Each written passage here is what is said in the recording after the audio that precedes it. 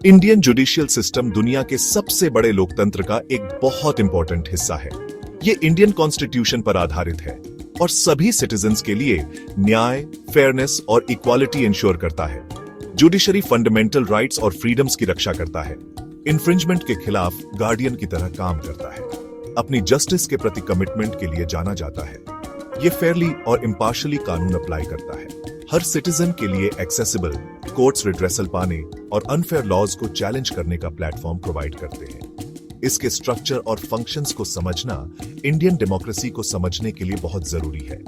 यह ऐसे Indian judicial system के स्ट्रक्चर में जाएगा, इसके की फीचर्स और चैलेंजेस को हाईलाइट करेगा। यह जुडिशियल इंडिपेंडेंस के इंपॉर्टेंस और जुडिशियल रिव्यू के कॉन्सेप्ट को भी एक्सप्लोर करेगा। इंडियन जुडिशरी होप और जस्टिस का बीकन है। डेमोक्रेटिक सोसाइटी के फंक्शनिंग के लिए रूल ऑफ लॉ को अपहोल्ड करने में इसका रोल बहुत इंपॉर्टेंट है। चलिए इस फैसिनेटिंग सिस्टम को एक्सप्लोर करते हैं। इंडियन जुडिशियल सिस्टम एक हायरार्किकल स्ट्रक्चर में ऑर्गेनाइज्ड है। सबसे ऊपर सुप्रीम कोर्ट ऑफ इंडिया है, हाईएस्ट कोर्ट जिसे जुडिशियल रिव्यू का पावर है। यह कॉन्स्टिट्यूशन का फाइनल इंटरप्रेटर है और स्टेट्स और सेंटर के बीच डिस्प्यूट्स सुलझाता है। सुप्रीम कोर्ट के नीचे हाई कोर्ट्स हैं, हर स्टेट के लिए एक। ये कोर्ट्स लोअर कोर्ट से अपील सुनते हैं और इंपॉर्टेंट लीगल क्वेश्चंस डील करते हैं। डिस्ट्रिक्ट लेवल पर डिस्ट्रिक्ट कोर्ट्स और सबऑर्डिनेट कोर्ट्स हैं जो सिस्टम का बेस बनाते हैं।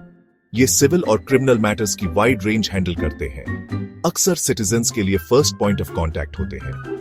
यह हायरार्किकल स्ट्रक्चर पावर्स का क्लियर डिवीजन और अलग अलग लेवल्स पर स्पेशलाइजेशन इंश्योर करता है।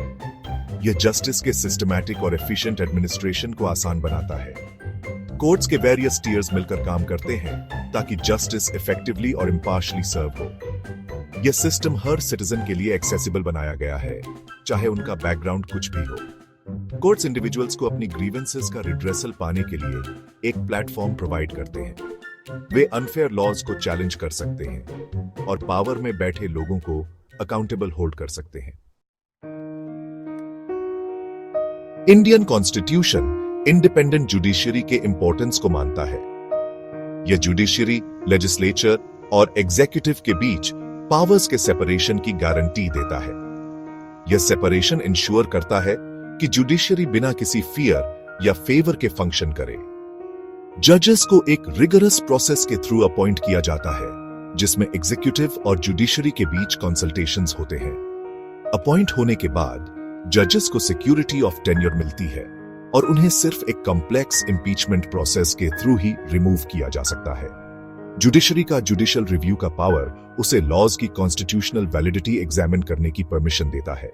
अगर कोई लॉ कॉन्स्टिट्यूशन वायोलेट करता है तो जुडिशरी उसे स्ट्राइक डाउन कर सकती है।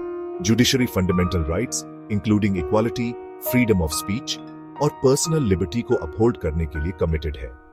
ये इन राइट्स का गार्डियन बनकर काम करता है, इंश्योरिंग करता है कि स्टेट या कोई अदर एंटिटी उनका इंफ्रिंजमेंट ना करे। रूल ऑफ लॉ मेंटेन करने के लिए जुडिशरी की इंडिपेंडेंस बहुत क्रूशियल है। यह इंश्योर करता है कि जस्टिस इम्पार्शियली और फेयरली डिलीवर हो।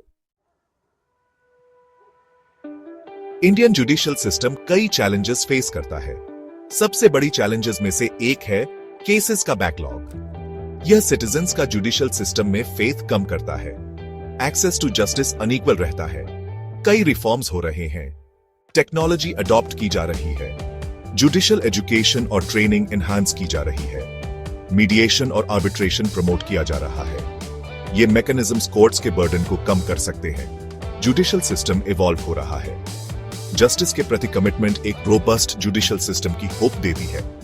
जुडिशरी का रोल बहुत इंपॉर्टेंट है। चलिए इस फैसिनेटिंग सिस्टम को एक्सप्लोर करते हैं।